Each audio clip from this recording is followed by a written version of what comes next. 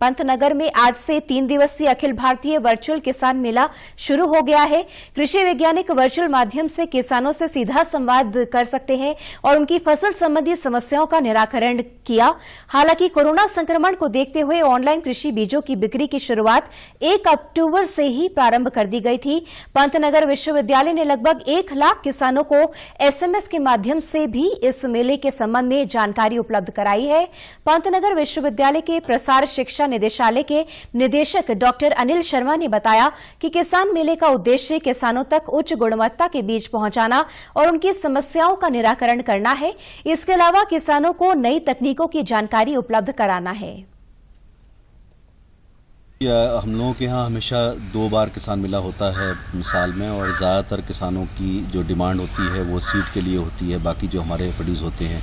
तो इस बार कोरोना की वजह से चूँकि कोई भी आदमी आ नहीं सकता था यहाँ पर, हम फिजिकली लोगों को बुला नहीं सकते थे, लेकिन वो कृषि की आवश्यकताओं को तो देखते हुए और हम लोगों की सरकार, भारत सरकार का, हमारी स्टेट गवर्नमेंट का हमेशा यही रहता है कि हम लोग किसानों तक ज़्यादा किस तरीके से पहुँचें और उनको सहायता कर पाएँ।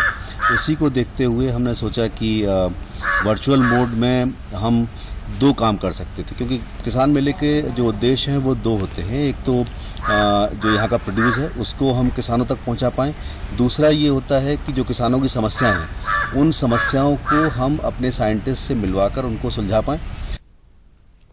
फर्रुखाबाद से आए किसान टीपू यादव का कहना है कि वे पिछले काफी वर्षों से गेहूं का बीज पंतनगर किसान मेले से ले जाते हैं। उन्होंने बताया कि इस बार भी पंतनगर विश्वविद्यालय ने इसकी अच्छी व्यवस्था की है। हम यहाँ बीज लेने आए, हर साल ले जाते हैं। हमारी व्यवस्था विश्वविद्यालय बढ़िया की है। शाहजहांपुर के काश्तकार का कहना है कि बीजों की कीमत बहुत ज्यादा है, जबकि हमारा कृषि उत्पाद बहुत कम कीमत पर बिकता है। उन्होंने कहा कि सरकार बीजों की कीमत में संतुलन बनाए, जिससे कि किसान लाभान्वित हो सकें।